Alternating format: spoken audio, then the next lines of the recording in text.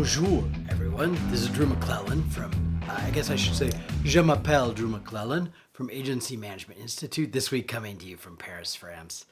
You know, I got an email from someone who was trying to figure out how their bonus structure was getting cattywampus.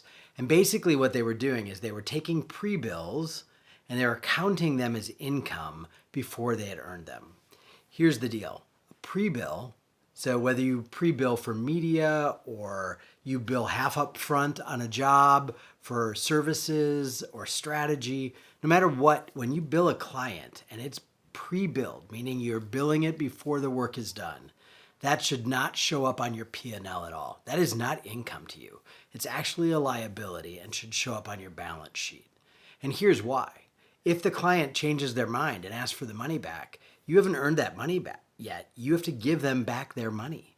And so that's why, number one, all agencies need to work on an accrual basis. And number two, how you book that income and when it's income is very important in terms of tracking your AGI, your growth, your revenue, all of those sort of things. So let's say you pre-bill a client for $100,000 of a media spend, and 15% of that is going to be commission to you.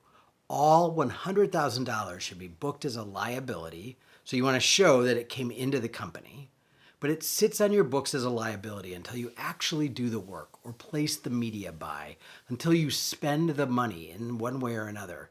Then you bring it over to your P&L. You invoice it, even if you don't invoice the client, but you track the money by invoicing it into your P&L. Now it shows up as income. In my example, the media becomes a cost of goods and the commission becomes part of your AGI or part of your earnings. So make sure that you are not claiming income before you've actually earned it.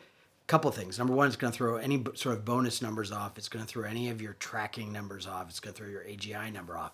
But more importantly, you need to make sure that A, on paper, you keep that money separate, and B, in a bank account, you keep that money separate, because if a client asks for it back, it's still their money. You haven't earned it yet.